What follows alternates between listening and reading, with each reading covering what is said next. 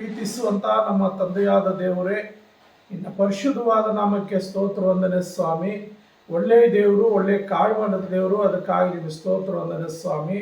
ನನ್ನ ಎಸ್ಸಯ್ಯ, ನನ್ನ ತಂದೆಯೇ, ಅಪ್ಪ ಈ ಸಮಯದಲ್ಲಿ ವಾಕ್ಯವಾಗಿ ಹೋಗುವಾಗ ಕರ್ತನೆ ಅಪ್ಪ, ನೀವು ತಾನೇ ನನ್ನೊಟ್ಟಿಗಿದ್ದು ದೇವರಾತ್ಮನೇ ನೀವು ಮಾತನಾಡುವಾಗ ನಾವೆಲ್ಲರೂ ನಿನ್ನ ಮಾತುಗಳು ಕೇಳಿ ನಿನ್ನ ಮಾತುಗಳಿಗೆ ಅನುಸಾರವಾಗಿ ನಿನ್ನ ವಾಕ್ಯಕ್ಕೆ ವಿಧೇಯರಾಗಿ ನಾವು ಜೀವಿಸುವಾಗ ಕರ್ತನೆ ನೀವೇ ಸಹಾಯ ಮಾಡಿ ಆಶೀರ್ವದಿಸಪ್ಪ. ಈ ವಾಕ್ಯವನ್ನು ಕೇಳುತ್ತಾ ಎಲ್ಲ ನಿನ್ನ ಮಕ್ಕಳನ್ನು ಆತ್ಮಿಕವಾಗಿ ಆಶೀರ್ವದಿಸಿ ಅಪ್ಪ. ಹೌದು, ನಾವು ಒಬ್ಬಟ್ಟಿಗಿರಲ್ಲ, ನಮ್ಮೊಟ್ಟಿಗೆ ತಂದೆಯಾದ ದೇವರು ಇರ್ತಾನೆ ಎಂಬುದಾಗಿ ಎಲ್ಲರೂ ಅಪ್ಪ ಆತ್ಮವಾಗಿ ಅಪ್ಪ ನಿನ್ನೊಂದಿಗೆ ಇದ್ದು ಅಪ್ಪ ನಿನ್ನ ವಾಕ್ಯದ ಮುಖಾಂತರ ನಡೆಸಲ್ಪಡುವಂತೆ ನೀವು ತಾನೇ ಸಹಾಯ ಮಾಡಿ ಆಶೀರ್ವದಿಸಬೇಕೆಂದು ಯೇಸು ನಾಮದಲ್ಲಿ ಪ್ರಾರ್ಥಿಸುತ್ತೇನೆ ತಂದೆಯೇ, ಆಮೇನ್.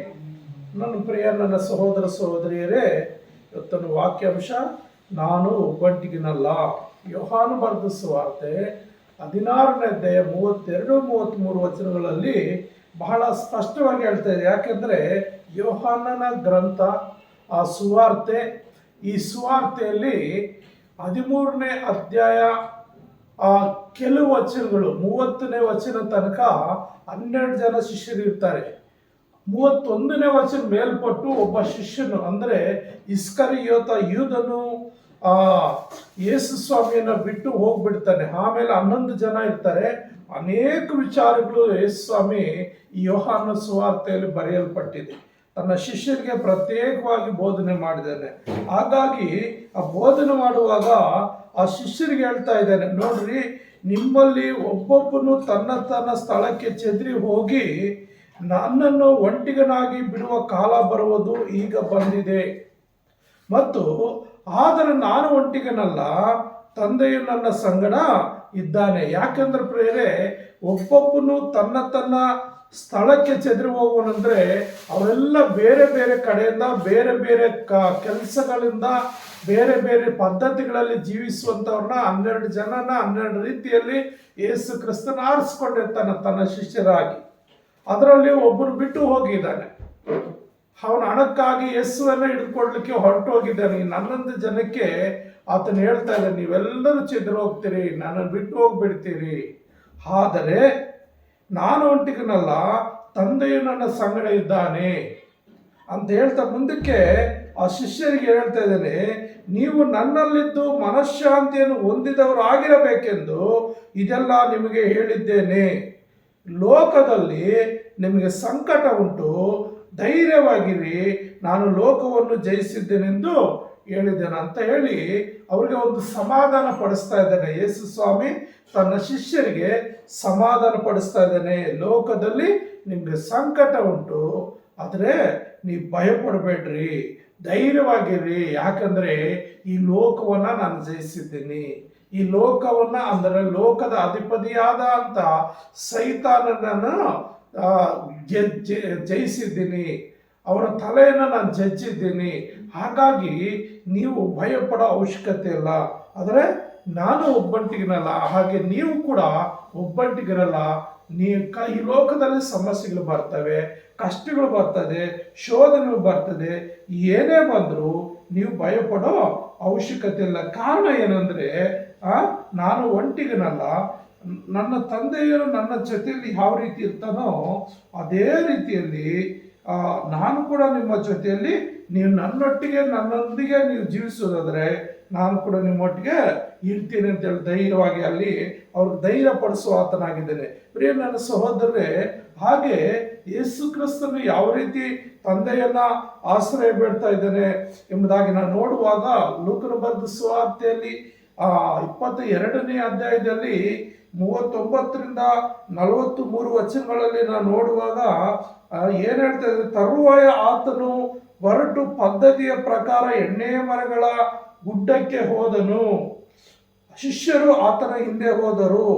ಆತನು ಕ್ಲುಪ್ತ ಸ್ಥಳಕ್ಕೆ ಬಂದಾಗ ಅವರಿಗೆ, ನೀವು ಶೋಧನೆಗೆ ಒಳಗಾಗದಂತೆ ದೇವರನ್ನು ಪ್ರಾರ್ಥಿಸಿರಿ ಎಂದು ಹೇಳಿದನು. ಆಮೇಲೆ ಆತನು ಅವರನ್ನು ಬಿಟ್ಟು ಕಲ್ಲಸಿಗೆಯಷ್ಟು ದೂರ ಹೋಗಿ ಮೊಣಕಾಲೂರಿ, ತಂದೆಯೇ, ನಿನಗೆ ಇಷ್ಟವಿದ್ದರೆ ಈ ಪಾತ್ರೆ ನನ್ನಿಂದ ತೊಲಗಿಸು, ಹೇಗೂ ನನ್ನ ಚಿತ್ತವಲ್ಲ, ನಿನ್ನ ಚಿತ್ತವೇ ಆಗಲಿ ಅಂದನು. ಆಗ ಪರಲೋಕದಿಂದ ಬಂದ ಒಬ್ಬ ದೇವದೂತನು ಆತನು ಕಾಣಿಸಿಕೊಂಡು ಆತನನ್ನು ಬಲಪಡಿಸಿದನು ಎಂಬುದಾಗಿ ಇಲ್ಲಿ ನಾವು ನೋಡ್ತೀವಿ ಪ್ರಿಯರೇ. ಅಂದ್ರೆ ಪದ್ಧತಿಯ ಪ್ರಕಾರ ಅಂತ ಏನು ಹೇಳುವಾಗಂದ್ರೆ ಅವರು ಪ್ರತಿ ಸಾರಿ ಆಗಾಗ ಎಣ್ಣೆ ಮರಳು ಗುಡ್ಡ ಹತ್ರ ಹೋಗ್ತಾ ಇದ್ರು. ಏನಕ್ಕಾಗಿ? ಪ್ರಾರ್ಥನೆ ಮಾಡೋದಕ್ಕೆ. ಯಾರು?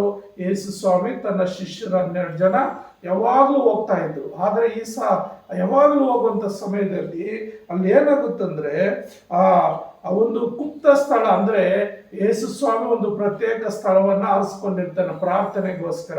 ಆಗ ತನ್ನ ಶಿಷ್ಯರಿಗೆ ನೀವು ಇಲ್ಲಿ ಏನ್ ಮಾಡ್ಬೇಕಂದ್ರೆ ಎಚ್ಚರವಾಗಿದ್ದು ಪ್ರಾರ್ಥನೆ ಮಾಡ್ರಿ, ಶೋಧನೆಗೆ ಒಳಗಾಗದಂತೆ ಪ್ರಾರ್ಥನೆ ಮಾಡ್ರಂತಾನೆ. ಅಂದ್ರೆ ಶೋಧನೆ ಯಾವ ರೀತಿ ಅಂದ್ರೆ ಅನೇಕರು ನೋಡ್ರಿ, ಶೋಧನೆ ಪ್ರಾರ್ಥನೆ ಮಾಡಕ್ ಸ್ಟಾರ್ಟ್ ಮಾಡಿದ್ರೆ ಅವ್ರಿಗೆ ನಿದ್ದೆ ಬರ್ತದೆ. ಪ್ರಾರ್ಥನೆ ಮಾಡ್ತಾ ಮಾಡ್ತಾ ಮಾಡ್ತಾ ಬೇರೆ ಬೇರೆ ಎಲ್ಲೆಲ್ಲೋ ಬೇರೆ ಬೇರೆ ಆಲೋಚನೆಗಳು ಅವರಲ್ಲಿ ಬರ್ತಾ ಇರ್ತದೆ, ಬೇರೆ ಬೇರೆ ಸಮಸ್ಯೆಗಳು ಅವ್ರಿಗೆ ಎದುರಾಗ್ತಾ ಇರ್ತದೆ. ಪ್ರಾರ್ಥನೆ ಕುತ್ಕೊಂಡ್ರೆ ಹೆಚ್ಚಾಗಿ ಫೋನ್ಗಳು ಬರೋದು, ಪ್ರಾರ್ಥನೆ ಬಂದ್ರೆ ಹೆಚ್ಚಾದ ಕೆಟ್ಟ ಕೆಟ್ಟ ಆಲೋಚನೆಗಳು ಬರೋದು, ಏನೇನೋ ಆಸೆಗಳು ಹುಟ್ಟಿಸೋದು. ಈ ರೀತಿ ಸೈತಾನ ಅನೇಕ ಸಾರಿ ಶೋಧನೆಗಳು ಪಡಿಸ್ತಾನೆ.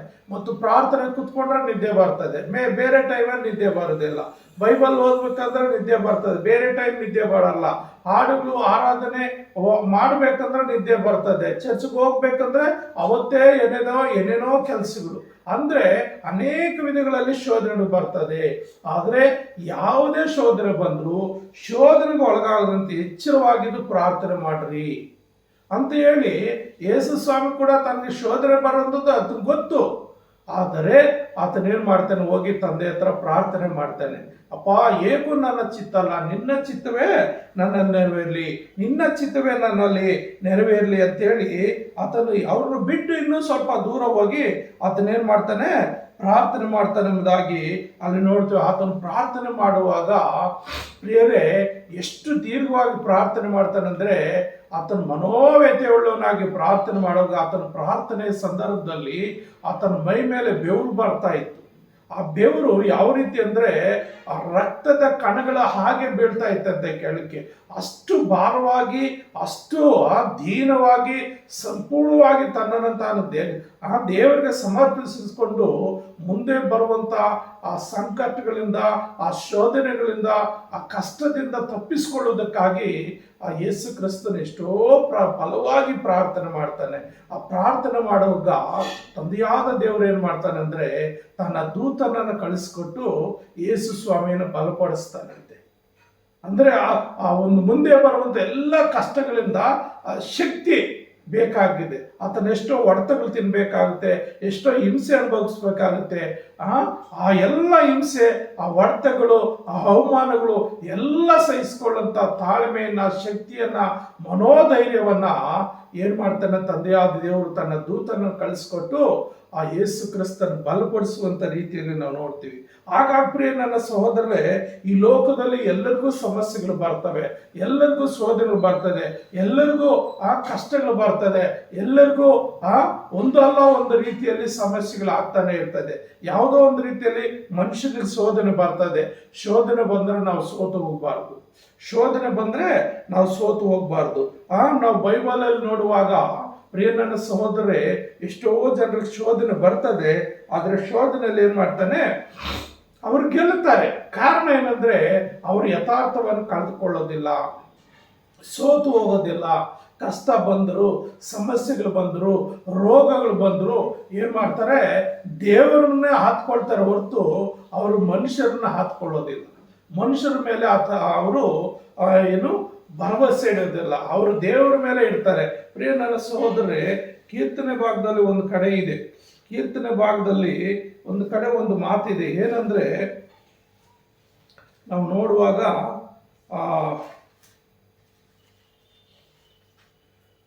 118ನೇ ಅಧ್ಯಾಯದಲ್ಲಿ ನಾವು ನೋಡುವಾಗ ಪ್ರಿಯರೇ, ಇಲ್ಲಿ 8ನೇ ವಚನ 9ನೇ ವಚನ ಏನ್ ಹೇಳುತ್ತೆ ಅಂದ್ರೆ 118ನೇ ಕೀರ್ತನೆ 8ನೇ ವಚನ 9ನೇ ವಚನ, ಮನಸ್ಸರಲ್ಲಿ ಭರವಸವಿಡುವುದಕ್ಕಿಂತ ಯೆಹೋವನನ್ನು ಆಶ್ರಯಿಸುವುದು ಒಳ್ಳೆಯದು. ಪ್ರಭುಗಳಲ್ಲಿ ಭರವಸೆ ಇಡುವುದಕ್ಕಿಂತ ಯೆಹೋವನನ್ನು ಆಶ್ರಯಿಸುವ ಒಳ್ಳೆಯದು ಎಂಬುದಾಗಿ.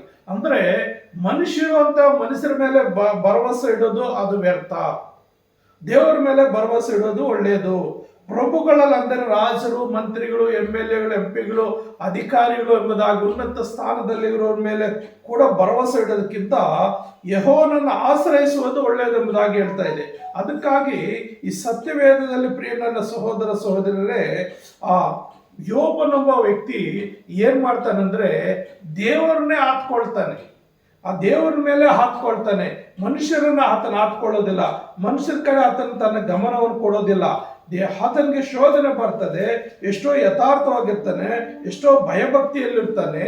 ಆದರೆ ಆತನ ಜೀವಿತದಲ್ಲಿ ಕಷ್ಟಗಳು ಬರ್ತದೆ, ಆತನ ಜೀವಿತದಲ್ಲಿ ಸಮಸ್ಯೆಗಳು ಬರ್ತದೆ. ನೀವು ಯೋಬನ ಗ್ರಂಥದಲ್ಲಿ ನೀವು ಓದ್ಕೊಳ್ಳುವಾಗ ಪ್ರಿಯ ನನ್ನ ಸಹೋದರರೇ, ಆತನಿಗೆ ಎಂಥ ಸಮಸ್ಯೆಗಳು ಬಂತಂದ್ರೆ ನಾವು 13ನೇ ವಚನದಿಂದ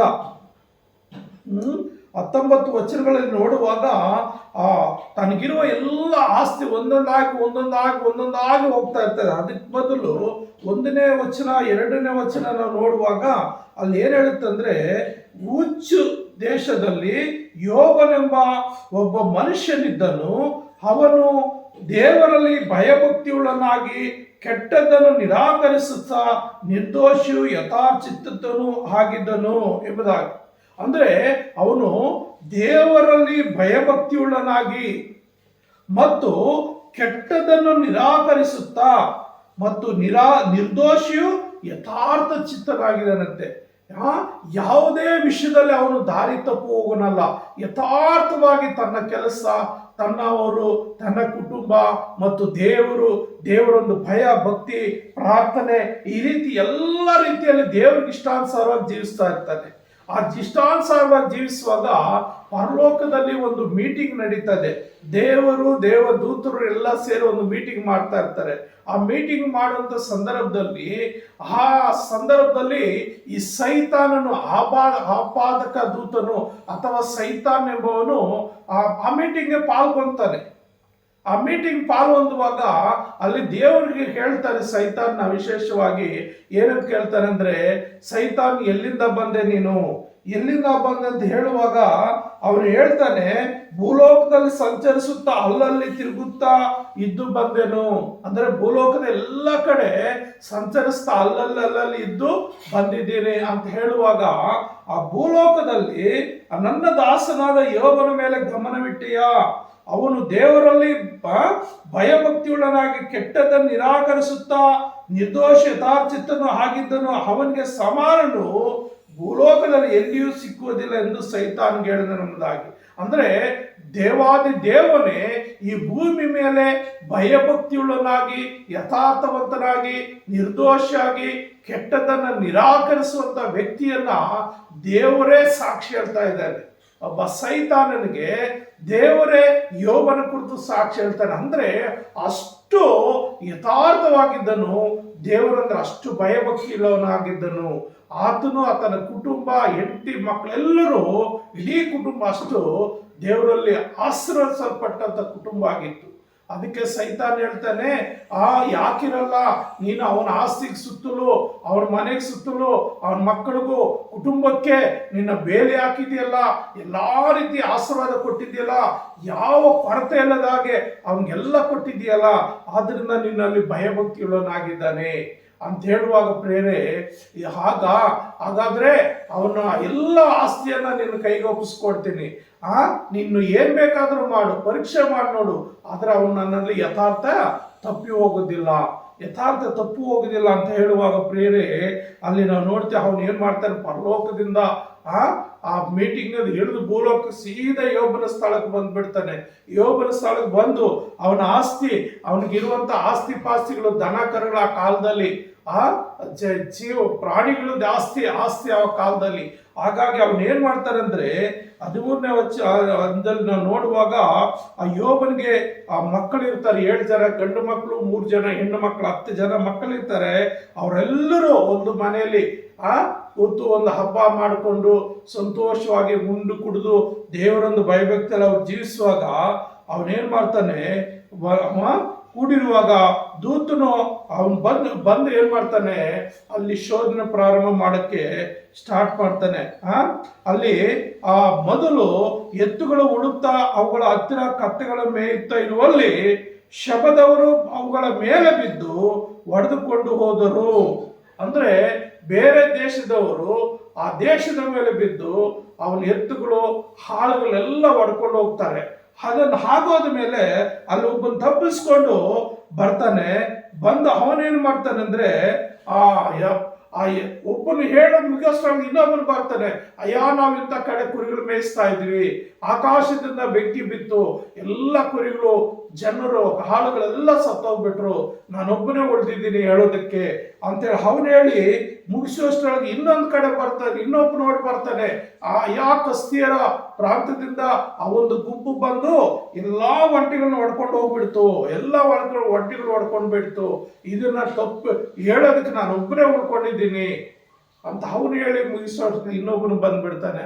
ಅಯ್ಯ ನಿನ್ನ ಮಕ್ಕಳೆಲ್ಲರೂ ಸೇರಿ ಒಂದು ಕಡೆ ಔತಣ ಕೂಟ ಮಾಡಿ ಅವರು ಸಂತೋಷ ಪಡ್ತಿರುವಾಗ ನಾಲ್ಕು ಕಡೆಯಿಂದ ಗಾಳಿ ಬೀಸಿ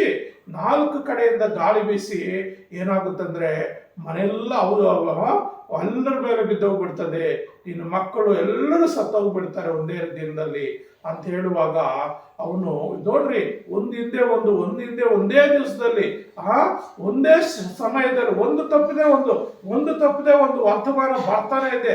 ಏನು ಶೋಧನೆ ಅಂತ ಸಂದರ್ಭದಲ್ಲಿ ಅವನು ಎಷ್ಟು ಮಾತ್ರ ಕುಂದಿ ಹೋಗಲಿಲ್ಲ, ಎಷ್ಟು ಮಾತ್ರ ಸೋತು ಹೋಗಲಿಲ್ಲ.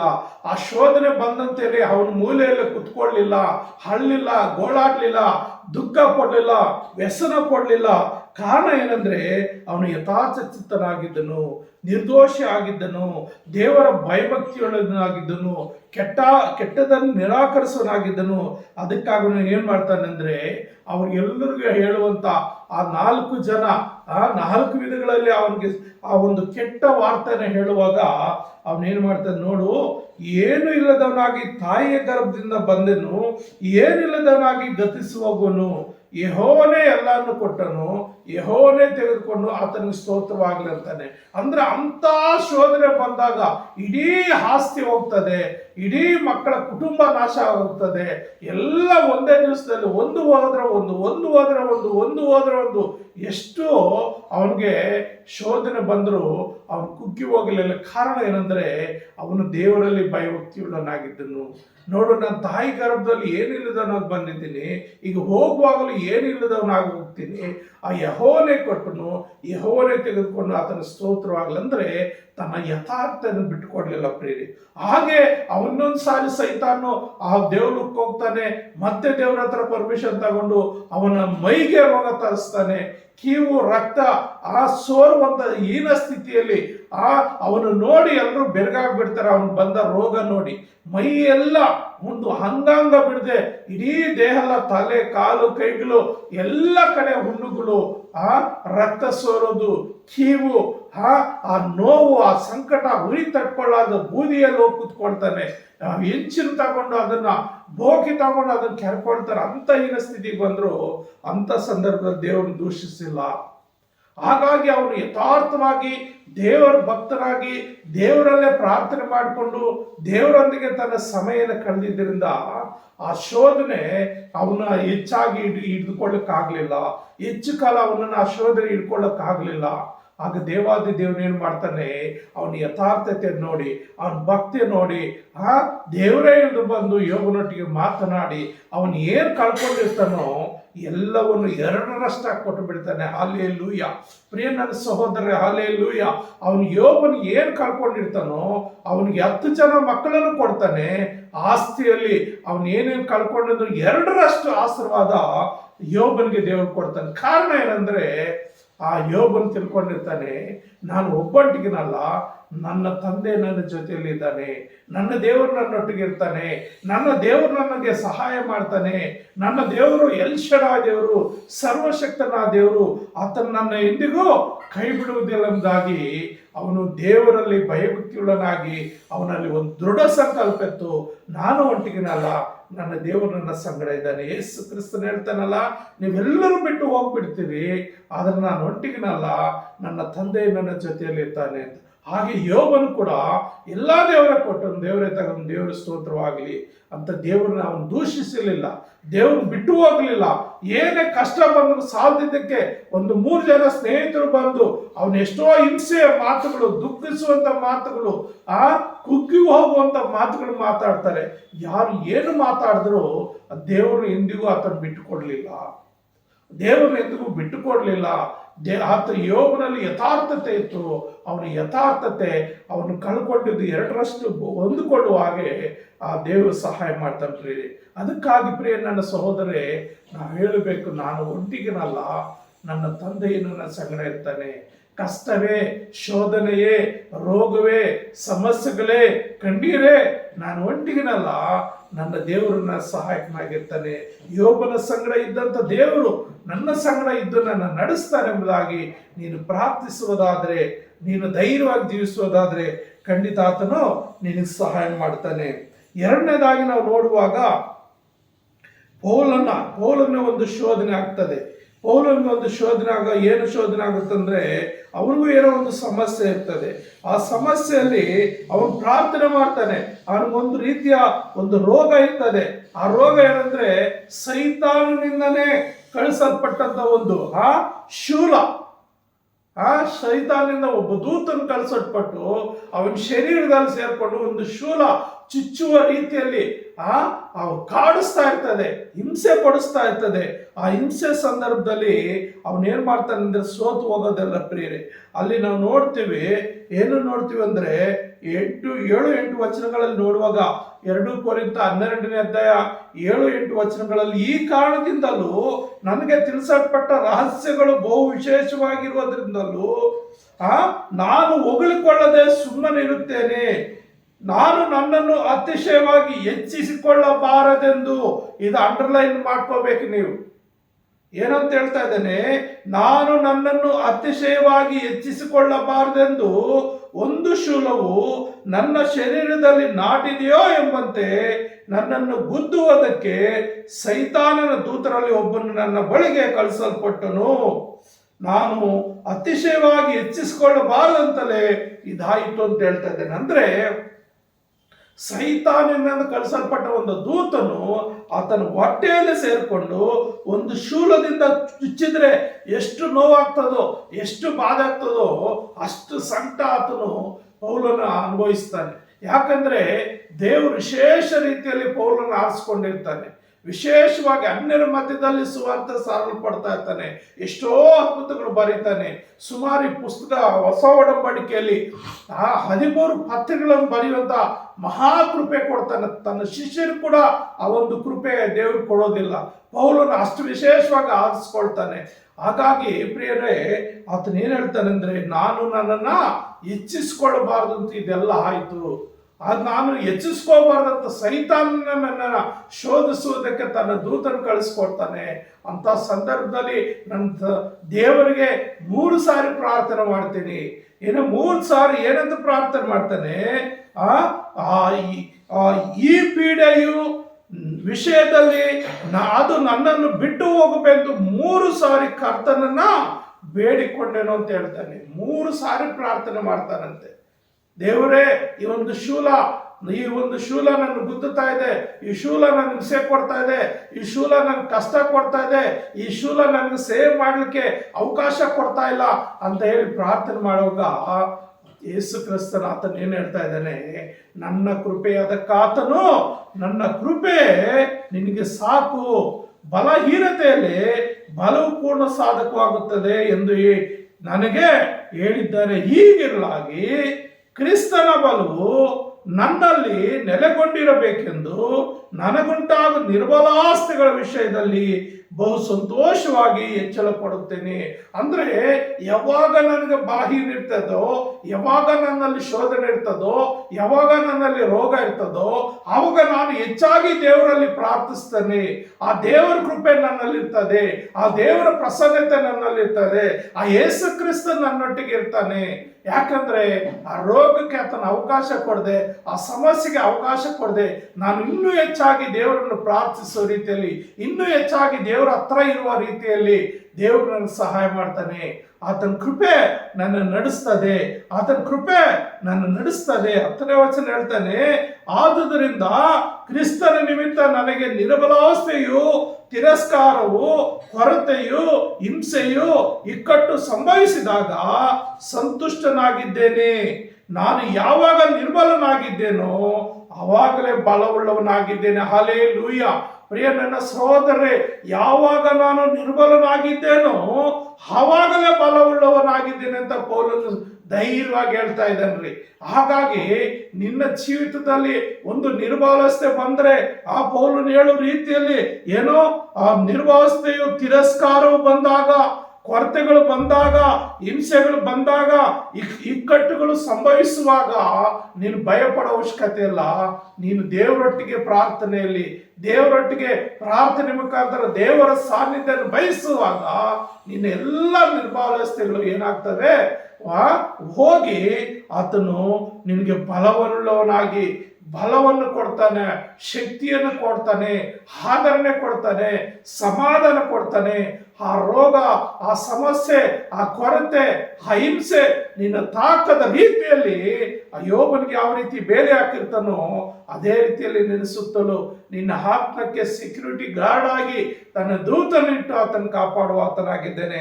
ಹಲ್ಲೆಲೂಯಾ. ಪ್ರಿಯ ನನ್ನ ಸಹೋದರ ಸಹೋದರಿ, ಅದಕ್ಕಾಗಿ ನಾವು ಇನ್ನೂ ಹಾಗೆ ಮುಂದುವರಿಯುವಾಗ ಪ್ರತಿಯೊಬ್ಬರ ಜೀವಿತದಲ್ಲಿ ಸಮಸ್ಯೆಗಳು ಆಗುವುದುಂಟು, ಪ್ರತಿಯೊಬ್ಬರ ಜೀವಿತದಲ್ಲಿ ಕಷ್ಟಗಳು ಬರುವುದುಂಟು, ರೋಗಗಳು ಬರುವುದುಂಟು. ಯಾಕಂದ್ರೆ ಈ ಲೋಕವು ಸೈತಾನದು, ಈ ಲೋಕವು ಸೈತಾನದ ಆಗಿರೋದ್ರಿಂದ ಸೈತಾನು ಹೆಚ್ಚಾಗಿ ಕ್ರಿಸ್ತನ ನಂಬಿದಂತ ಮಕ್ಕಳಿಗೆ, ಕ್ರಿಸ್ತನನ್ನ ಸಂಪೂರ್ಣ ಅರ್ಥಕೊಂಡ ಮಕ್ಕಳಿಗೆ ಅನೇಕ ಶೋಧನೆ ತರ್ತಾ ಇರ್ತಾನೆ, ಅನೇಕ ಸಮಸ್ಯೆಗಳು ತರ್ತಾ ಇರ್ತಾನೆ. ಆದ್ರಿಂದ ನೀನು ಭಯಪಡೋ ಅವಶ್ಯಕತೆ ಇಲ್ಲ, ನೀನು ಕುಗ್ಗಿಗುವಂತ ಅವಶ್ಯಕತೆ ಇಲ್ಲ. ಪೌಲನೊಟ್ಟಿಗೆ ಇದ್ದಂತ ದೇವರು ಪ್ರಿಯ ನನ್ನ ಸಹೋದರೇ ನಿನ್ನೊಟ್ಟಿಗೆ ಇರ್ತಾನೆ. ಪೌಲನೊಟ್ಟಿಗೆ ಇರುವಂತ ದೇವರು ನಿನ್ನೊಟ್ಟಿಗಿದ್ದು ನಿನ್ನ ಕಾಪಾಡುವ ಆತನಾಗಿದ್ದೇನೆ. ಇನ್ನೊಂದು ಸಾರಿ ಪೌಲನ ಜೀವಿತದಲ್ಲಿ ಇನ್ನು ಮತ್ತೊಂದು ಸಮಸ್ಯೆಗಳಾಗ್ತದೆ. ಅವನ ಜೊತೆಯಲ್ಲಿ ಆಗಿರಂತ ಶಿಷ್ಯನು, ಸಹ ಸೇವಕನು ಕೂಡ ಯಾರೋ ಸೀಲನು, ಅವರು ಒಂದು ಸಾರಿ ಕಷ್ಟದಲ್ಲಿ ಬಿದ್ದು ಹೋಗ್ತಾರೆ. ಅವರಿಬ್ಬರು ಒಂದು ಸಾರಿ ಕಷ್ಟದಲ್ಲಿ ಬೀಳ್ತಾರೆ. ನೋಡ್ರಿ, ಅಪೊಸ್ತಲ ಕೃತ್ಯಗಳಲ್ಲಿ ನಾವು ನೋಡುವಾಗ 16ನೇ ಅಧ್ಯಾಯ, ಅಪೊಸ್ತಲ ಕೃತ್ಯಗಳು 16ನೇ ಅಧ್ಯಾಯ 16ನಿಂದ 34 ವಚನಗಳು ನೀವು ಮನೆಯಲ್ಲಿ ಓದ್ಕೊಳ್ರಿ. ಹಾಗಾಗಿ ಇಲ್ಲಿ ಏನ್ ಹೇಳ್ತಾರೆ ಅಂದ್ರೆ, ಅಪೊಸ್ತಲ ಕೃತ್ಯ 16ನೇ ಅಧ್ಯಾಯ 16ರಿಂದ ನೀವು ಮನೆಯಲ್ಲಿ ಓದ್ಕೊಳ್ರಿ. ಅಲ್ಲಿ 34 ವಚನ ತನಕ ಅನೇಕ ಸಮಸ್ಯೆಗಳು ಅವನ ಜೀವಿತದಲ್ಲಿ ಬರ್ತಾರೆ. ಆದರೆ ನಾವು 25ನೇ ವಚನ 26ನೇ ವಚನ ಓದ್ಕೊಳ್ಳುವಾಗ 24ರಿಂದ ನೋಡ್ಕೊಳ್ಳೋಣ. ಇಲ್ಲಿ ಏನಾಗುತ್ತಂದ್ರೆ, ಅವನು ಇಂಥ ಅಪ್ಪಣೆಯನ್ನು ಹೊಂದಿ ಅವರನ್ನು ಸೆರೆಮನೆಯ ಒಳಗ ಕೋಣೆಯಲ್ಲಿ ಹಾಕಿ ಅವರ ಕಾಲುಗಳಿಗೆ ಕೊಳವನ್ನು ಬಿಗಿಸಿದನು. ಇನ್ನು ಸ್ವಲ್ಪ ಮೇಲಿಂದ ಓದ್ಕೊಳ್ಳೋಣ. 22ನೇ ವಚನದಿಂದ ಓದ್ಕೊಳ್ಳುವಾಗ, ಆಗ ದೊಂಬಿ ಜನರು ಕೂಡಿ ಅವರಿಗೆ ವಿರೋಧವಾಗಿ ಒಟ್ಟಾಗಿ ಎದ್ದರು. ಒಬ್ಬ ಅಧಿಪತಿಯು ಮತ್ತು ಅಧಿಪತಿಗಳು ಇವರ ವಸ್ತ್ರಗಳನ್ನು ಹರಿದು ತೆಗೆದು ಚಡಿಗಳಿಂದ ಒಡೆಯಬೇಕೆಂದು ಅಪ್ಪಣೆ ಕೊಟ್ಟರು. ಅವರಿಗೆ ಬಹಳ ಪೆಟ್ಟುಗಳನ್ನು ಹೊಡಿಸಿದ ಮೇಲೆ ಸೆರೆಮನೆಗೆ ಹಾಕಿಸಿ ಇವರನ್ನು ಭದ್ರವಾಗಿ ಕಾಯಬೇಕೆಂದು ಸೆರೆ ಯಜಮಾನರು ಖಂಡಿತವಾಗಿ ಹೇಳಿದರು. ಪ್ರಿಯ ನನ್ನ ಸಹೋದರರೇ, ಅವರು ಸುವಾರ್ತೆ ಸಾರುವಂತ ಸಂದರ್ಭದಲ್ಲಿ ಪೌಲನನ್ನ ಸೀಲನನ್ನ ಏನ್ ಮಾಡ್ತಾರೆ, ಹಿಡ್ಕೊಂಡು ಬಿಡ್ತಾರೆ. ಇವರು ಸುವಾರ್ತೆ ಸಾರಬಾರ್ದು, ಇವರು ಯೇಸು ಕ್ರಿಸ್ತನ ಹೆಸರು ಹೇಳಬಾರ್ದು ಅಂತೇಳಿ ಅಲ್ಲಿ ಏನಾಗುತ್ತಂದ ಪ್ರೇರೆ, ಒಂದು ದೊಡ್ಡ ಗಲಾಟೆ ಆಗ್ತದೆ, ಆ ದೊಡ್ಡ ಜಗಳ ಆಗ್ತದೆ. ಅಂತ ಸಮಯ ಏನಕ್ಕೆ ಯಾಕೆ ಆಗುತ್ತಂದ್ರೆ, ಅಲ್ಲಿ ಒಬ್ಬ ಹೆಣ್ಣು ಮಗಳಿರ್ತಾಳೆ. ಆಕೆ ಒಂದು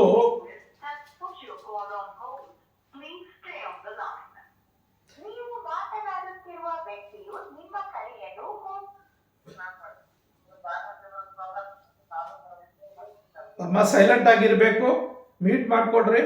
ಅಲ್ಲಿ ಏನಾಗುತ್ತಂದ್ರೆ ಪ್ರಿಯ ನನ್ನ ಸಹೋದರರೇ, ಇಲ್ಲಿ ಏನಾಗುತ್ತಂದ್ರೆ ಅವ್ರು ಸೇವೆ ಮಾಡುತ್ತ ಸಂದರ್ಭದಲ್ಲಿ ಒಬ್ಬ ಗಾರ್ಡ್ ಇರ್ತಾಳೆ.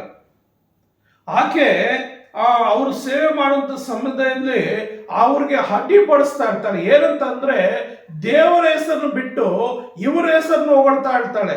ಏನಂತ ಹೊಗಳ್ತಾಳಂತೆ ನಾವು ನೋಡುವಾಗ 17ನೇ ವಚನದಲ್ಲಿ ನಾವು ನೋಡುವಾಗ, ಪೌಲನು ನಾವು ಹೋಗುತ್ತಿರುವಾಗ ಅವಳು ಹಿಂದೆ ಬಂದು, ಈ ಮನುಷ್ಯರು ಪರಾತ್ಪರನಾದ ದೇವರ ದಾಸರು, ನಿಮಗೆ ರಕ್ಷಣೆ ಮಾರ್ಗವನ್ನು ಸಾರುತ್ತಾರೆ ಎಂದು ಕೂಗುತ್ತಿದ್ದಳು. ಹೀಗೆ ಅನೇಕ ದಿವಸ ಮಾಡಿದ ಪೌಲನು ಬಹಳವಾಗಿ ಬೇಸರಗೊಂಡು ಹಿಂತಿರುಗಿ ಆ ದೆವ್ವಕ್ಕೆ ಅವಳನ್ನು ಬಿಟ್ಟು ಹೋಗು ಎಂದು ಯೇಸು ಕ್ರಿಸ್ತನ ಹೆಸರು ನನಗೆ ಅಪ್ಪಣೆ ಕೊಡುತ್ತೇನೆ ಎಂದು ಹೇಳಿದನು. ಅದೇ ಗಳಿಗೆಯಲ್ಲಿ ಅದು ಬಿಟ್ಟು ಹೋಯಿತು ಎಂಬುದಾಗಿ. ಅಂದರೆ ಒಬ್ಬ ಗಾಂಡುಗಾರ್ತಿರ್ತಾಳೆ, ಅವಳು ಆ ತಮ್ಮ ದೇವರುಗಳನ್ನ ಆ ವಿಷಯ ವಶಪಡಿಸಿಕೊಂಡು ಆ ಒಂದು ಕಣಿ ಹೇಳ್ತಾ ಇರ್ತಾಳೆ.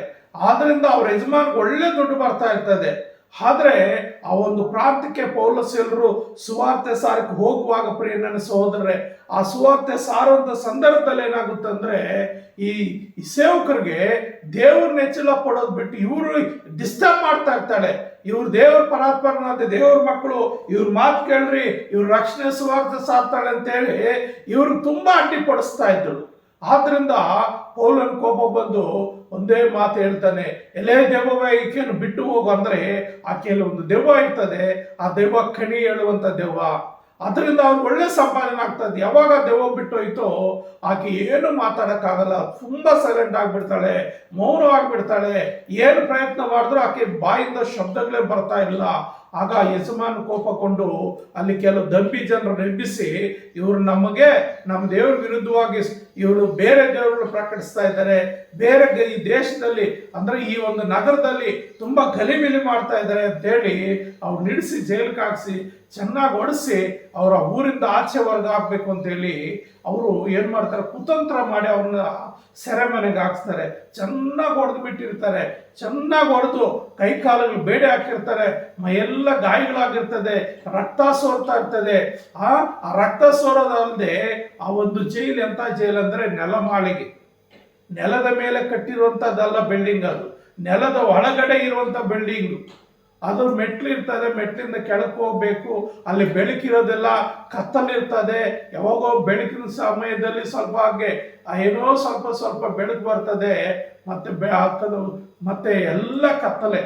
ಅನೇಕರು ಕೈದಿಗಳಿರ್ತಾರೆ ಅಲ್ಲಿ ಮೇಲಿಂದನೇ ಅವ್ರಿಗೆ ಏನಾಗ್ತದೆ, ಊಟ ಅವ್ರು ಕಾಣಿಸ್ತಾರೆ, ಆ ಊಟ ಇಲ್ಲ ಅಲ್ಲೇ ಇರ್ತದೆ, ಮತ್ತು ವಾಸನೆ, ಸರಿಯಾದ ಗಾಳಿ ಇಲ್ಲ, 1-2 ಅಲ್ಲೇ ಎಲ್ಲೋ ಒಂದು ಕಡೆ ಅವ್ರ ಮೂಲೆಯಲ್ಲಿ ಕುತ್ಕೋಬೇಕು. ಈ ರೀತಿ ನಾನಾ ರೀತಿ ಹಿಂಸೆ. ಅದು ಜೈಲು, ಅದು ಭಯಂಕರವಾದ ಜೈಲು. ಅಂತ ಜೈಲಲ್ಲಿ ಹಾಕ್ಸಿರ್ತಾರೆ. ಅಲ್ಲಿ ಏನು ಮಾಡಕ್ಕೂ ಅವರು ಏನು ಮಾಡಕ್ಕಾಗಲ್ಲ. ಅಂತ ಸಂದರ್ಭದಲ್ಲಿ ಇನ್ನೂ ಬೇರೆ ಬೇರೆ ದರೋಡಿಗಳು, ದೊಡ್ಡ ಆ ಕುತಂತ್ರಗಳು ಮಾಡಿರೋನೆಲ್ಲ ದೊಡ್ಡ ಕೈದಿಗಳನ್ನ ಆ ಜೈಲಲ್ಲಿ ಹಾಕಿರ್ತಾರ್ರಿ. ಅಂತ ಸಂದರ್ಭದಲ್ಲಿ ಅವ್ರು ಹೊಡೆದು ರಕ್ತ ಸೋರ್ತಾ ಇದೆ, ಗಾಯಗಳು, ಮೈಯೆಲ್ಲ ನೋವಿದೆ, ಅಷ್ಟು ಸಾಲದಕ್ಕೆ ಕೈ ಕಾಲುಗಳಿಗೆಲ್ಲ ಬೇಡಿಗಳು ಹಾಕಿದ್ದಾರೆ. ಅವರು ಕಬ್ಬಿಣನ ಅವ್ರ ಮೇಲೆ ಹಾಕಿರೋದು ಅವ್ರು ಹೊತ್ಕೊಂಡು ಓಡಕ್ಕಾಗಲ್ಲ, ತಪ್ಪಿಸ್ಕೊಳ್ಳಕ್ಕಾಗಲ್ಲ. ಅಷ್ಟು ಕಬ್ಬಿಣ ಅವ್ರ ಮೇಲೆ ಹಾಕಿ ಕತ್ತಿಗೆ ಒಂದು ಕೈಗಳಿಗೆ ಕಾಲುಗಳೆಲ್ಲ ಕರಡುಗಳು ಹಾಕಿ ಚೈನಿಗೆ ಲಿಂಕ್ ಮಾಡಿ ಹಾಕಿದ್ದಾರೆ. ಅಂತ ಸಂದರ್ಭದಲ್ಲಿ ಅವ್ರು ಏನ್ ಮಾಡ್ತಾ ಇದ್ದಾರೆ ಅಂದ್ರೆ 4ನೇ ವಚನ 25ನೇ ವಚನ, ಮಧ್ಯರಾತ್ರಿಯಲ್ಲಿ ಪೌಲನು ಸೀಲನು ಪ್ರಾರ್ಥನೆ ಮಾಡುವರಾಗಿ ದೇವರಿಗೆ ಸ್ತುತಿ ಪದಗಳನ್ನು ಆಡುತ್ತಿದ್ದರು. ಸೆರೆಯಲ್ಲಿದ್ದವರು ಲಕ್ಷ್ಯವಿಟ್ಟು ಕೇಳುತ್ತಿದ್ದರು. ಹಲ್ಲೆಲೂಯ. ಪ್ರಿಯ ನನ್ನ ಸಹೋದರರೇ, ನೋಡ್ರಿ, ಅವ್ರಿಗೆ ಅಷ್ಟು ಹೊಡೆದು ಹಿಂಸೆ ಕೊಟ್ಟು ಅವ್ರ ಕೈ ಕಾಲುಗಳಿಗೆ ಬೇಡಿಗಳಾಕಿ ಅವರು ಅಷ್ಟು ತಪ್ಪಿಸ್ಕೊಂಡು ಹೋಗ್ಬಾರ್ದು ಅಂತೇಳಿ, ಅದು ಕತ್ತಲು ಕೋಣೆ, ಅಲ್ಲಿ ವಾಸನೆ, ಆ ಹಿಂಸೆ ಭಯಂಕರವಾಗಿದೆ. ಅಂತ ಒಂದು ಸ್ಥಳದಲ್ಲಿ ಅವ್ರು ಹಾಕಿದ್ರು ಕೂಡ ಅವರು ಆ ಏಟುಗಳು ತಿಂದು ಅಷ್ಟು ಟಯರ್ಡ್ ಆಗಿ, ಸುಸ್ತಾಗಿ, ಬಲಹೀನರಾಗಿರ್ತಾರೆ. ಅವ್ರ ಆ ಸಮಯದಲ್ಲಿ ಅವ್ರು ನಿದ್ರೆನ ಆಚರಿಸಬೇಕು, ನಿದ್ರೆ ಮಾಡಬೇಕು. ಆದ್ರೆ ಅವ್ರು ಏನ್ ಮಾಡ್ತಾರೆ, ನಿದ್ರೆ ಮಾಡೋದಿಲ್ಲ. ಆ ಮಧ್ಯರಾತ್ರಿಯಲ್ಲಿ ಏನ್ ಮಾಡ್ತಾ ಇದ್ದಾರೆ, ದೇವರಿಗೆ ಸ್ತುತಿ ಪಾದಗಳ ಎಂಬ ಹಾಡುಗಳನ್ನು ಹಾಡ್ತಾ ಇದ್ದಾರೆ, ದೇವರನ್ನ ಆರಾಧನೆ ಮಾಡ್ತಾ ಇದ್ದಾರೆ. ಒಂದು ಒಳ್ಳೆ ಮಧುರವಾದ ಹಾಡುಗಳನ್ನ ಹಾಡ್ತಾ ಹಾಡರ ಮುಖಾಂತರ ದೇವರ ನಾಮವನ್ನು ಘನಪಡಿಸ್ತಾ ಇದ್ದಾರೆ. ಆ ಘನಪಡಿಸುವಂತ ಸಂದರ್ಭದಲ್ಲಿ ಆ ಜೈಲಲ್ಲಿರೋರೆಲ್ಲರೂ ಎದ್ದು, ಇವ್ರು ಏನಪ್ಪಾ, ಇವ್ರು ಇಂಥ ವಿಚಿತ್ರ ವ್ಯಕ್ತಿಗಳು, ಇಷ್ಟು ಏಟುಗಳು ಬಿದ್ದಿದೆ, ಇಷ್ಟು ಗಾಯಗಳಾಗಿದೆ, ರಕ್ತ ಸೋರ್ತಾ ಇದೆ, ಕನಿಷ್ಠ ಒಂದು ಇಂಜೆಕ್ಷನ್ ಮಾಡಿಲ್ಲ, ಇಲ್ಲ ಔಷಧಿ ಹಾಕಿಲ್ಲ ಗಾಯಗಳಿಗೆ. ಇಂಥ ಒಂದು ಹೀನ ಸ್ಥಿತಿಯಲ್ಲಿ ಇವರೇನಪ್ಪ, ಇವರು ದೇವ್ರನ್ನ ಆರಾಧಿಸ್ತಾ ಇದ್ದಾರೆ, ಎಷ್ಟು ಭಕ್ತಿ ಇದೆ, ಎಷ್ಟು ದೇವರಿಗೆ ಇವರು ವಿಧೇಯರಾಗಿದ್ದಾರೆ. ಇಂದಾಗಿ ಎಲ್ಲ ಕೈದಿಗಳೆದ್ದು ಪ್ರಿಯರೇ ಇವರು ಹಾಡುಗಳು ಕೇಳ್ತಾ ಅವರು ಕೂಡ ಎಚ್ಚರವಾಗಿ ಎದ್ದು ಕುತ್ಕೊಂಡು ಆರಾಧನೆಯಲ್ಲಿ ಪಾಲ್ಗೊಳ್ತಾ ಇದ್ದಾರೆ. ಅವ್ರಿಗೆ ಗೊತ್ತಿಲ್ಲ, ಆದರೆ ಇವರು ಹಾಡುವಂಥದ್ದನ್ನ, ಆ ಸ್ತುತಿ ಪದಗಳನ್ನ ಇವರು ಕೇಳಿ ದೇವರನ್ನ ಹಾಗೆಯೇ ತಾವು ಕೂಡ ದೇವರನ್ನ ಆರಾಧಿಸುವಂತ ಸ್ಥಿತಿಗೆ ಬಂದ್ಬಿಟ್ಟಿದ್ದಾರೆ. ಈ ರೀತಿ ಅವರು ಆರಾಧಿಸುವಂತ ಸಂದರ್ಭದಲ್ಲಿ ಪ್ರಿಯ ನನ್ನ ಸಹೋದರ 26ನೇ ವಚನ ಹೇಳುತ್ತೆ, ಅಕಸ್ಮಾತ್ವಾಗಿ ಭೂಕಂಪ ಉಂಟಾಯಿತು, ಸೆರೆಮನೆಯ ಅಸ್ಥಿವಾರಗಳು ಕದಿಲದವು, ಅದೇ ಕ್ಷಣದಲ್ಲಿ ಕದಗಳೆಲ್ಲ ತೆರೆದವು, ಎಲ್ಲರ ಬೇಡಿಗಳ ಕಳಚಿ ಬಿದ್ದವು. ಹಲ್ಲೆಲೂಯ. ಪ್ರಿಯ ನನ್ನ ಸಹೋದರರೇ, ನೋಡ್ರಿ, ಆರಾಧನೆಯಲ್ಲಿ ಅನೇಕ ಅದ್ಭುತಗಳು ಕಾಡ್ತೀವಿ, ಆರಾಧನೆಯಲ್ಲಿ ಅನೇಕ ಜಯಗಳನ್ನು ಸಿಗುತ್ತದೆ, ರೋಗಗಳು ಬಿಟ್ಟು ಹೋಗ್ತದೆ, ಸಮಸ್ಯೆಗಳು ಮರ್ತು ಹೋಗ್ತೀವಿ.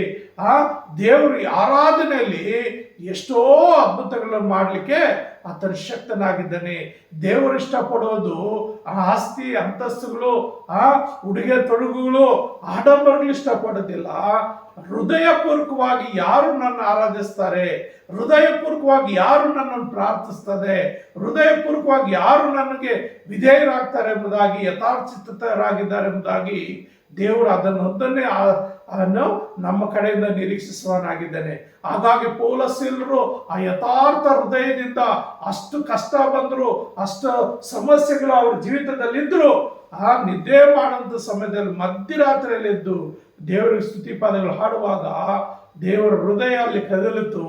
ದೇವರು ಏನ್ ಮಾಡ್ದ, ಅಲ್ಲಿ ಒಂದು ಭೂಕಂಪ ಉಂಟು ಮಾಡ್ತಾನೆ. ಅವ್ರ ಕೈ ಕಾಲುಗಳಿಗೆ ಹಾಕಿರಲ್ಲ ಬೇಡಿಗಳು ತಾನೇ ಕಳ್ಸ್ಕೊಂಡ್ಬಿಟ್ಟು, ಯಾರು ಅದನ್ನು ಬಿಚ್ಚಲಿಲ್ಲ, ಅವೇ ಬಿಚ್ಚೋಗ್ಬಿಟ್ಟು, ಅಲ್ಲಿ ಅಸ್ಥಿವಾರಗಳು ಕದಲ್ದು, ಅಂದ್ರೆ ಗೋಡೆಗಳೆಲ್ಲ ಕದಲ್ಬಿಡ್ತು. ಆ ಗೇಟ್ ಎಲ್ಲ ಒಡೆದೋಯ್ತು, ಕಬ್ಬಿಣದ ಆ ಗೇಟ್ಗಳೆಲ್ಲ ಓಪನ್ ಆಗೋಯ್ತು, ಬೀಗಗಳೆಲ್ಲ ಓಪನ್ ಆಗೋಯ್ತು. ಅಲ್ಲಿ ಎಲ್ಲರೂ ಓಡೋಗ್ಬೋದಾಗಿತ್ತು, ಎಲ್ಲರೂ ಹೊರಟೋಗ್ಬೋದಾಗಿತ್ತು. ಆದರೆ ಅಲ್ಲಿ ಏನಾಗುತ್ತೆ ಪ್ರೇರೆ, ಯಾವಾಗ ಭೂಕಂಪ ಆಯ್ತೋ ಆ ಜೈಲು ಕಾಯುವಂತ ಅಧಿಕಾರಿ ನಿದ್ದೆ ಮಾಡ್ತಾ ಇರ್ತಾನೆ. ಯಾಕಂದ್ರೆ ಅಲ್ಲಿ ಎಲ್ಲ ಗೇಟ್ಗಳಿಗೆಲ್ಲ ಒಳ್ಳೆ ಬೀಗಗಳು ಹಾಕಿದ್ದೀವಿ, ಎಲ್ರಿಗೂ ಚೈನ್ಗಳು ಹಾಕಿದ್ದೀವಿ, ಯಾರು ತಪ್ಪಿಸ್ಕೊಂಡು ಹೋಗಕ್ಕಾಗಲ್ಲ. ಒಂದು ವೇಳೆ ತಪ್ಪಿಸ್ಕೊಂಡು ಓಡಕ್ಕಾಗಲ್ಲ, ಯಾಕಂದ್ರೆ ಅವ್ರ ಮೈ ಮೇಲೆಲ್ಲ ಅವ್ರು ಹೊರುವಷ್ಟಕ್ಕಿಂತ ಇನ್ನೂ ಹೆಚ್ಚಾಗಿ ಭಾರ ಕಬ್ಬಿಣದ ಬೇಡಿಗಳು ಹಾಕಿರ್ತಾರೆ, ಚೈನಿಗಳು ಹಾಕಿರ್ತಾರೆ. ಆಗ ಪ್ರಿಯ ನನ್ನ ಸಹೋದರೇ, ಅಲ್ಲೇನಾಗುತ್ತೆ, ಎಲ್ಲ ತಪ್ಪಿಸ್ಕೊಂಡು ಓಡೋಗ್ಬಿಟ್ಟಿದ್ದಾರೆ, ಗೇಟ್ ಕೂಡ ಓಪನ್ ಆಗಿಬಿಟ್ಟಿದೆ, ನಾನು ಇನ್ನ ಬೆಳಗ್ಗೆ ಅಷ್ಟರೊಳಗೆ ನನ್ನ ನೇಣಾಕ್ತಾರೆ, ನನ್ನ ಶಿಕ್ಷೆಗೆ ಹೋಗಿ ಗುರುಪಡಿಸ್ತಾರೆ, ನಾನು ಈಗಲೇ ಸತ್ತೋಗ್ಬಿಡ್ತೀನಿ ಅಂತೇಳಿ ಅವ್ನು ಕತ್ತಿ ತಗೊಂಡು ತಿಳ್ಕೊಳ್ಳಕ್ ಹೋಗ್ತಾರೆ. ಆಗ ಜೋರಾದ ಧ್ವನಿಯಲ್ಲಿ ಪೌಲನ್ನು ಕರೀತಾನೆ, ಜೈಲಧಿಕಾರಿಯೇ, ನೀನು ಪ್ರಾಣಕ್ಕೆ ಏನು ಹಾನಿ ಮಾಡ್ಕೊಳ್ಬೇಡ, ಇಲ್ಲಿ ಯಾರು ತಪ್ಪಿಸ್ಕೊಂಡು ಹೋಗಿಲ್ಲ, ನಾವೆಲ್ಲರೂ ಇಲ್ಲ. ಕಾರಣ ನೋಡ್ರಿ, ಆ ಪೌಲಸ್ ಇಲ್ಲ, ಇನ್ನು ಬೇರೆಯವರು ಅನೇಕ ಕೈದಿಗಳಿದ್ದಾರೆ. ಆದರೆ ಆ ಒಂದು ಸಂದರ್ಭದಲ್ಲಿ ನಡೆದಂತ ಘಟನೆ, ಆ ಭೂಕಂಪ ಎಲ್ಲರ ಬೇಡಿಕೆ ಕಳಿಸಿದ್ದನ್ನು ನೋಡಿ, ಇವರು ದೈವ ಪುರುಷರು, ಇವರು ದೇವರ ಮಕ್ಕಳು, ಇವರು ಖಂಡಿತ ಇಲ್ಲಿ ಓಡೋಗ್ಬಾರ್ದು, ಖಂಡಿತ ಇಲ್ಲಿ ಏನೋ ಒಂದು ಅದ್ಭುತ ನಡೀತದೆ, ಏನೋ ಒಂದು ಬಿಡುಗಡೆ ಸಿಗುತ್ತೆ ಅಂತೇಳಿ ಏನಾಗುತ್ತಂದ್ರೆ ಪ್ರಿಯರೇ, ಅಲ್ಲಿ ಯಾರು ಹೋಗೋದಿಲ್ಲ, ಎಲ್ಲರೂ ದೇವರ ಮೇಲೆ ನಂಬಿಕೆ ಇಟ್ಬಿಡ್ತಾರೆ. ಎಲ್ಲರೂ ದೇವರ ಮೇಲೆ ನಂಬಿಕೆ ಇಟ್ಟು ಅವ್ರು ಏನ್ ಮಾಡ್ತಾರೆ, ಅವ್ರು ಏನ್ ಹೇಳ್ತಾರೆ ಆ ರೀತಿಯಲ್ಲಿ ಎಲ್ಲರೂ ಒಂದೇ ಕಡೆ ಇದ್ದು ಬಿಡ್ತಾರೆ. ಆಗ ಆ ಬೆಳಿಗ್ಗೆ ಏನಾಗುತ್ತೆ, ಆ ರಾತ್ರಿಯಲ್ಲೇ ಅವನು ಕರ್ಕೊಂಡು ಬಂದು ಅವ್ರಿಗೆಲ್ಲ ಗಾಯಗಳಿಗೆ ಎಣ್ಣೆಯಿಂದ ತೊಳೆದು, ಎಣ್ಣೆ ಹಚ್ಚಿ, ಔಷಧಿ ಹಾಕಿ, ಕಟ್ಟಿಗಳು ಕಟ್ಟಿ, ಅವ್ರ ಸ್ವಾಮಿ, ನಾನು ಯೇಸು ಸ್ವಾಮಿ ನಂಬೇಕಂದ್ರೆ ಏನ್ ಮಾಡ್ಬೇಕು, ನೀನು ಯೇಸು ಕ್ರಿಸ್ತನ ಹೆಸರಿನಲ್ಲಿ ದೀಕ್ಷಾಸ್ಥಾನಗಳು ಒಂದು ಅಂದ್ರೆ ಅಥವಾ ಯೇಸು ಕ್ರಿಸ್ತನ ನಂಬು, ಯೇಸು ಮೇಲೆ ನಂಬಿಕೆ ಇಡು, ಆಗ ನೀನು ರಕ್ಷಣೆ ಬರ್ತದೆ, ನಿನ್ನ ಮನೆಯವರು ರಕ್ಷಣೆ ಹೊಂದುವರು ಅಂತ ಹೇಳಿದಾಗ ಆ ಸಮಯದಲ್ಲಿ ಅವರ ಜೈಲಧಿಕಾರಿ, ಅವನ ಕುಟುಂಬ ಎಲ್ಲ ದೇವರು ನಂಬಿರೋದು. ಕಾರಣ ಏನಂದ್ರೆ, ಇಷ್ಟು ಸಂಭವಿಸಿದ್ರು ಇವ್ರು ಯಾರು ಓಡಿ ಹೋಗಿಲ್ಲ. ನಿಜವಾಗ್ಲೂ ಇವರು ದೇವರು, ನಿಜವಾದ ದೇವರು, ಇವರು ದೇವರು ರಕ್ಷಿಸಬಲ್ಲನು. ಅಂತೇಳಿ ಆ ಜೈಲಾಧಿಕಾರಿ ಯೇಸು ಸ್ವಾಮಿ ನಂಬಿಡ್ತಾರೆ, ಮತ್ತು ಆ ಜೈಲಲ್ಲಿರುವಂಥ ಎಲ್ಲ ಕೈದಿಗಳು ಯೇಸು ಸ್ವಾಮಿ ನಂಬಿಡ್ತಾರೆ. ಎಲ್ಲರಿಗೂ ಬಿಡುಗಡೆ ಆಗ್ತಾರೆ ಪ್ರಿಯರೇ. ಹಾಗಾಗಿ ನನ್ನ ಸಹೋದರರೇ, ಲೋಕದಲ್ಲಿರುವವನಿಗಿಂತ ನಮ್ಮಲ್ಲಿರುವಂಥವನು ದೊಡ್ಡವರು. ಅದಕ್ಕೆ ನಾವು ಹೆಚ್ಚಾಗಿ ಹಾಡುಗಳಾಡಬೇಕು, ಆರಾಧನೆ ಮಾಡಬೇಕು, ಪ್ರಾರ್ಥನೆ ಮಾಡಬೇಕು ಅಂತ ಎಲ್ಲರಿಗೂ ಅವಕಾಶ ಕೊಡೋದೇನೆಂದರೆ, ಎಲ್ಲರೂ ಕಲಿಬೇಕು, ಎಲ್ಲರೂ ವಿಶ್ವಾಸಿಗಳಾಗಿರಬಾರ್ದು, ಆ ಶಿಷ್ಯರಾಗಿ ಬೆಳಿಬೇಕು, ಸುವಾರ್ಥ ಸಾರೋರಾಗಿರ್ಬೇಕು, ದೇವರ ಸೇವೆ ಮಾಡಬೇಕೆಂಬುದಾಗಿ ಪ್ರಿಯ ನನ್ನ ಸಹೋದರ ಸಹೋದರರೇ ಎಲ್ಲರಿಗೂ ಎಲ್ಲ ರೀತಿಯಲ್ಲಿ ಅವಕಾಶ ಕೊಡ್ತಾ ಇರೋದು. ಹಲ್ಲೆಲೂಯಾ, ದೇವರ ನಾಮ ಸ್ತೋತ್ರವಾಗಲಿ. ಆ 91ನೇ ಕೀರ್ತನೆ 11ನೇ ವಚನ 12ನೇ ವಚನ ಏನ್ ಹೇಳ್ತದೆ ಅಂದ್ರೆ, 91ನೇ ಕೀರ್ತನೆಯಲ್ಲಿ ನಾವು ನೋಡುವಾಗ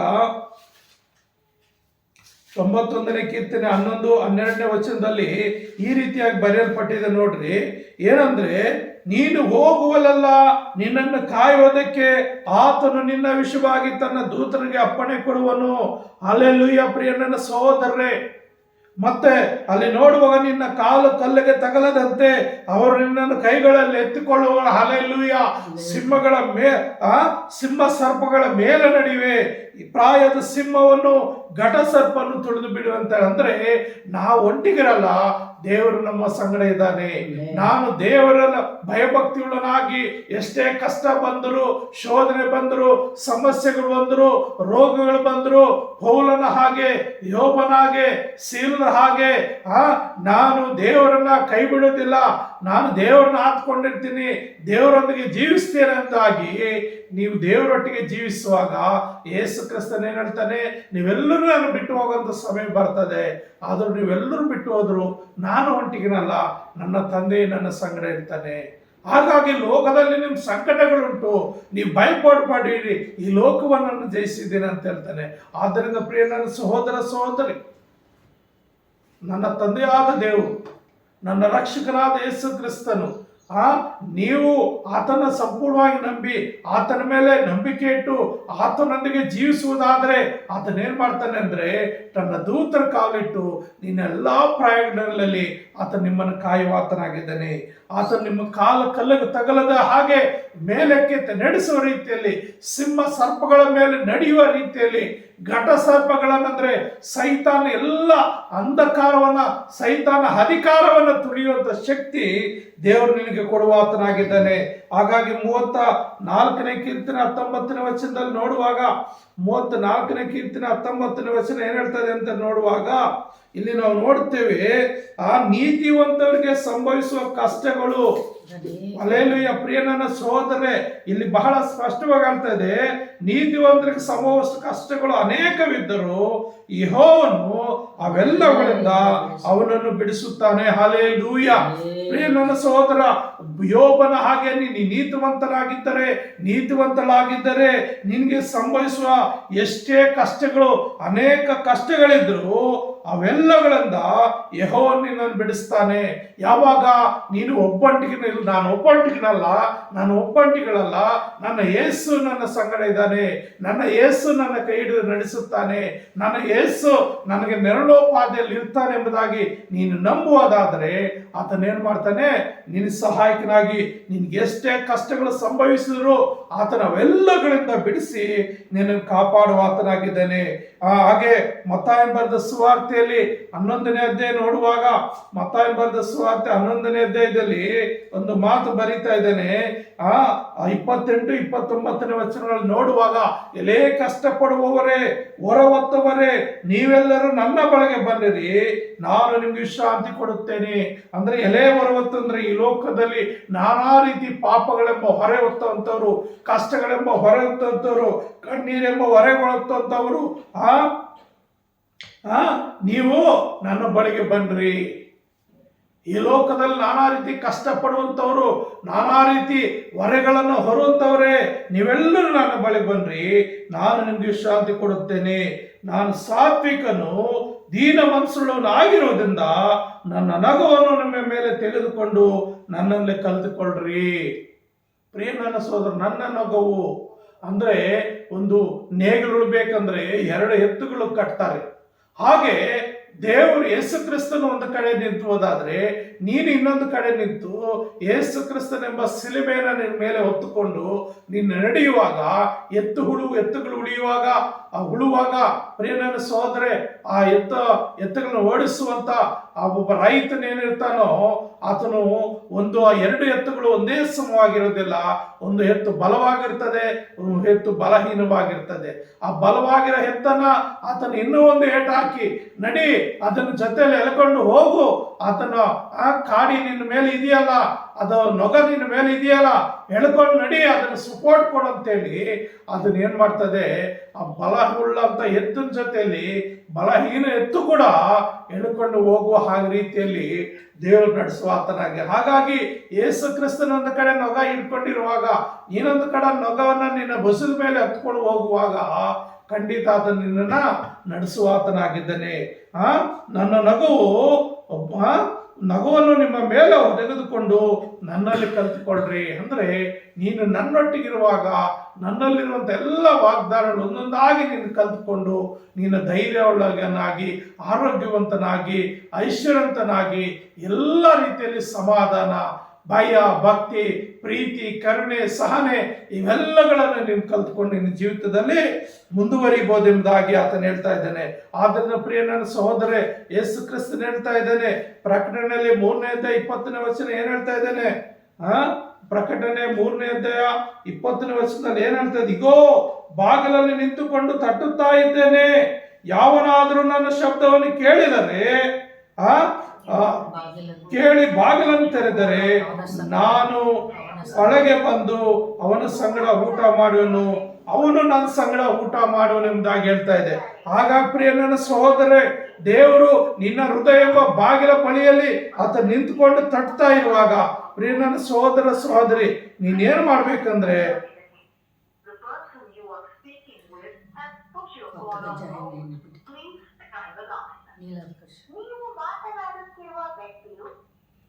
ಅಲ್ಲಿ ಏನಾಗುತ್ತಂತ ಪ್ರಿಯ ನನ್ನ ಸಹೋದರರೇ, ದೇವರು ಖಂಡಿತ ನಿನ್ನನ್ನ ಪ್ರೀತಿಸುವ ಆತನಾಗಿದ್ದಾನೆ, ನಿನ್ನನ್ನು ಆಶೀರ್ವದಿಸುವ ಆತನಾಗಿದ್ದಾನೆ, ನಿನ್ನ ನಡೆಸುವ ಆತನಾಗಿದ್ದಾನೆ, ನಿನ್ನ ಸಹಾಯ ಮಾಡುವ ಆತನಾಗಿದ್ದಾನೆ. ಖಂಡಿತ ನಿನ್ನ ಜೀವಿತದಲ್ಲಿ ದೊಡ್ಡ ಕಾರ್ಯಗಳನ್ನು ಮಾಡಲಿಕ್ಕೆ ಶಕ್ತನಾಗಿದ್ದಾನೆ. ಅಂತ ದೇವಾದಿ ದೇವರಿಗೆ ಮಹಿಮೆ ಉಂಟಾಗಲಿ. ಅಂತ ದೇವಾದಿ ದೇವರಿಗೆ ನೂತನ ಬೋನ್ಸಿ ಹಿಂಡು ವಿಶ್ವದ ಬೋನ್ಸಿ ಹಿಂದಿ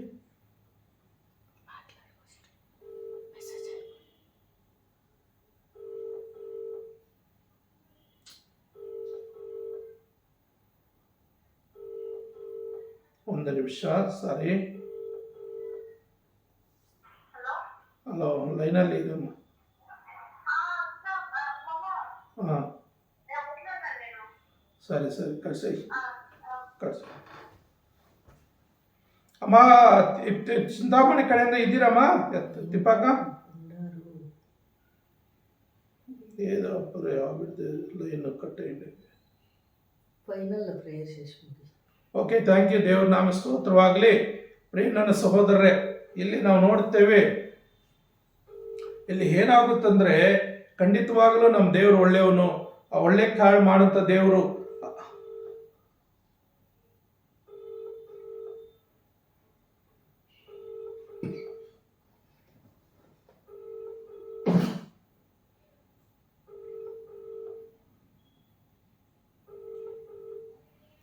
ದೇವ್ರ ನಾಮ ಸ್ತೋತ್ರವಾಗಲಿ. ಇಲ್ಲಿ ಏನಾಗುತ್ತಂದ್ರೆ ಕೆಲವರು ಯಾರು ಸುಮ್ಮನೆ ಡಿಸ್ಟರ್ಬ್ ಮಾಡ್ತಾ ಇದ್ದಾರೆ ಬೇರೆಯವ್ರ ಲೈನಲ್ಲಿ ಮಾತಾಡಿಕೊಂಡು. ಹಾಗಾಗಿ ಯೋಹಾನ ಬರೆದ ಸುವಾರ್ತೆಯಲ್ಲಿ 14ನೇ ಅಧ್ಯಾಯ 18ನೇ ವಚನ ಹೇಳುತ್ತದೆ, ನಾನು ನಿಮ್ಮನ್ನು ಅನಾಥರಾಗಿ ಬಿಡುವುದಿಲ್ಲ. ಹಲ್ಲೆಲೂಯಾ. ಪ್ರಿಯ ನನ್ನ ಸಹೋದರ, ನಿಮ್ಮ ಬಳಿಗೆ ಬರ್ತೇನೆ. ನಿಮಗೆ ಕಷ್ಟ ಬಂದಾಗ, ನಿನ್ನ ಶೋಧನೆ ಬಂದಾಗ, ನಿಮ್ಗೆ ಸಮಸ್ಯೆಗಳಿದ್ದಾಗ ಆ ದೇವಾದಿ ದೇವನು ಏನು ಮಾಡ್ತಾನೆ? ನಿಮ್ಮ ಹತ್ರ ಇರ್ತಾನೆ. ನಿಮ್ಮ ಹತ್ರ ಇದ್ದು ನಿಮ್ಮನ್ನು ರಕ್ಷಿಸುವ ಆತನಾಗಿದ್ದಾನೆ, ನಿಮ್ಮನ್ನು ಕಾಪಾಡುವ ಆತನಾಗಿದ್ದಾನೆ, ನಿಮ್ಮನ್ನು ಆಶೀರ್ವದಿಸುವ ಆತನಾಗಿದ್ದಾನೆ. ನಿಮ್ಮನ್ನು ಆತನ ಎಂದಿಗೂ ಅನಾಥರಾಗಿ ಬಿಡದೆ ನಿಮ್ಮನ್ನು ಕಾಯುವಂಥ ದೇವರಾಗಿದ್ದಾನೆ ಅಂತ ದೇವಾದಿ ದೇವರಿಗೆ ಒಂಟೆನ ಸ್ತೋತ್ರವಾಗಲಿ. ಅದಕ್ಕೆ ಆತನ ಏನು ಹೇಳ್ತಾ ಇದ್ದಾನೆ? ಯೋಹಾನ್ ಬರೆದ ಸುವಾರ್ತೆ 16:22, ನಾನು ಒಂಟಿಗನಲ್ಲ, ನನ್ನ ತಂದೆಯ ಜೊತೆಯಲ್ಲಿ ಇರ್ತಾನೆ ಎಂಬುದಾಗಿ. ಹೌದು ಪ್ರಿಯ ನನ್ನ ಸಹೋದರೇ, ನಿನ್ನ ಜೀವಿತದಲ್ಲಿ ನಾನು ಒಂಟಿಗನಲ್ಲ, ನನ್ನ ದೇವರು, ನನ್ನ ರಕ್ಷಕನಾದ ನನಗೆ ವಿಮೋಚಕನಾದ ನನ್ನ యేసయ్య ನನ್ನ ಜೊತೆಯಲ್ಲಿ ಇರ್ತಾನೆ. ಈ ಲೋಕದಲ್ಲಿರುವವರಿಗಿಂತ ನನ್ನಲ್ಲಿರುವಂತ ದೊಡ್ಡವನೆಂಬುದಾಗಿ ನೀನು ತಿಳ್ಕೊಂಡು ಆತನ ವಿಧೇಯನಾಗು, ಆ ವಾಕ್ಯಕ್ಕೆ ವಿಧೇಯನಾಗು. ಖಂಡಿತ ದೇವರು ನಿನ್ನನ್ನು ಆಶ್ರಯಿಸಿ ನಿನ್ನ ಜೀವಿತದಲ್ಲಿ ಏನೇ ಸಮಸ್ಯೆಗಳು ಬಂದರು ಎಲ್ಲ ಸಮಸ್ಯೆಗಳನ್ನು ಬಿಡಿಸಿ ಆತನ ಏನ್ ಮಾಡ್ತಾನೆ, ನಿನಗೆ ಸಹಾಯಕನಾಗಿದ್ದು ನಿನ್ನ ಜೀವಿತದಲ್ಲಿ ಒಂಟಿಗಳಾಗಿದ್ರು ದೇವರ ಗಾಯವುಳ್ಳ ಹಸ್ತ ನಿನ್ ಸಹಾಯ ಕೊಟ್ಟು ನಿನ್ನನ್ನು ಅನಾಥಳಾಗಿ ಬಿಡದೆ ಆತನ ನೀನು ಕಾಪಾಡುವ ಆತನಾಗಿದ್ದೇನೆ ಅಂತ ದೇವಾದಿ ದೇವರಿಗೆ ಮಹಿಮೆ ಉಂಟಾಗಲಿ. ನಾವು ಪ್ರಾರ್ಥನೆ ಮಾಡಿಕೊಳ್ಳೋಣ. ನಮ್ಮನ್ನು ಬಹಳವಾಗಿ ಪ್ರೀತಿಸುವಂತ ನಮ್ಮ ತಂದೆಯಾದ ದೇವರೇ, ನಿನ್ನ ಪರಿಶುದ್ಧವಾದ ನಾಮಕ್ಕೆ ಸ್ತೋತ್ರ ವಂದನೆ ಸ್ವಾಮಿ. ಕರ್ತನೇ, ಈ ಸಮಯದಲ್ಲಿ ಅಪ್ಪ ನಿಮ್ಮನ್ನು ಸ್ತುತಿಸಿ ಆರಾಧಿಸಿ ಘನಪಡಿಸಿ ಮಹಿಮೆ ಪಡಿಸ್ತೇನೆ. ನನ್ನ ದೇವರೇ, ನನ್ನ యేసయ్య, ಇದುವರೆಗೂ ನನ್ನ ಜೀವಿತದಲ್ಲಿ ನೀವು ಮಾಡಿದ ಎಲ್ಲ ಮಹೋಪಕಾರಕ್ಕಾಗಿ ಸ್ತೋತ್ರಪ್ಪ. ಎಲ್ಲ ಉಪಕಾರಕ್ಕಾಗಿ ಸ್ತೋತ್ರ. ನೀವು ಮಾಡುವ ಒಂದೊಂದು ಉಪಕಾರಕ್ಕಾಗಿ ಸ್ತೋತ್ರಪ್ಪ. ಹೌದು ಸ್ವಾಮಿ, ಅಪ್ಪ ನಾನು ಒಂಟಿಗನಲ್ಲ, ನನ್ನ ತಂದೆಯೇ ನನ್ನ ಜೊತೆಯಲ್ಲಿ ಇರ್ತಾನೆ, ನಡೆಸುವ ಆತನಾಗಿದ್ದಾನೆ. ಎಷ್ಟೇ ಕಷ್ಟ ಬಂದ್ರು, ಶೋಧನೆ ಬಂದ್ರು, ಸಮಸ್ಯೆಗಳು ಬಂದ್ರು, ರೋಗಗಳು ಬಂದ್ರು, ಎಲ್ಲದರನ್ನ ಬಿಡಿಸಿ ನನ್ನ ದೇವರು ನನ್ನ ಕಾಪಾಡುವ ಆತನಾಗಿದ್ದಾನೆ. ನನ್ನ ದೂತರನ್ನ ನನ್ನ ಜೊತೆ ಇಟ್ಟು ನನ್ನ ನಡೆಸುವ ಆತನಾಗಿದೆ ಎಂಬುದಾಗಿ ಅಪ್ಪ ನಿನ್ನ ಮೇಲೆ ನಂಬಿಕೆ ಇಟ್ಟು ಅಪ್ಪ ನಿನ್ನೊಂದಿಗೆ ಜೀವಿಸುವಂತ ಕೃಪೆ, యేసయ్య ನಿನ್ನೊಂದಿಗೆ ಜೀವಿಸುವಂತ ಕೃಪೆ ಎಲ್ಲರಿಗೂ ಕೊಟ್ಟು ಸ್ವಾಮಿ, ಪ್ರತಿಯೊಬ್ಬೊಬ್ಬರನ್ನ ಈ ವಾಕ್ಯವನ್ನು ಕೇಳುವಂತ ನಿನ್ನ ಮಕ್ಕಳನ್ನು ನೀವು ಆಶೀರ್ವದಿಸಿ ಅಪ್ಪ. ನೀವು ತಾನೇ ಎಲ್ಲರಿಗೂ ಸಹಾಯಕನಾಗಿದ್ದು ಅಪ್ಪ, ಅವರು ಸಂಗಡಿಗನಾಗಿದ್ದು ಅವ್ರ ನೆರಳಾಗಿದ್ದು ನೀವು ಕಾಪಾಡಬೇಕೆಂಬುದಾಗಿ ಎಲ್ಲಾ ಮಹಿಮೆಯನ್ನು ಸಲ್ಲಿಸುತ್ತಾ ಎಂದು ಪ್ರಾರ್ಥನೆ ನಜರೇತಿನ ಯೇಸುವಿನ ನಾಮದಲ್ಲಿ ಪ್ರಾರ್ಥಿಸಬೇಡಿ ಹೊಂದಿದ್ದೇನೆ ತಂದೆಯೇ. ಆಮೇನ್, ಆಮೇನ್.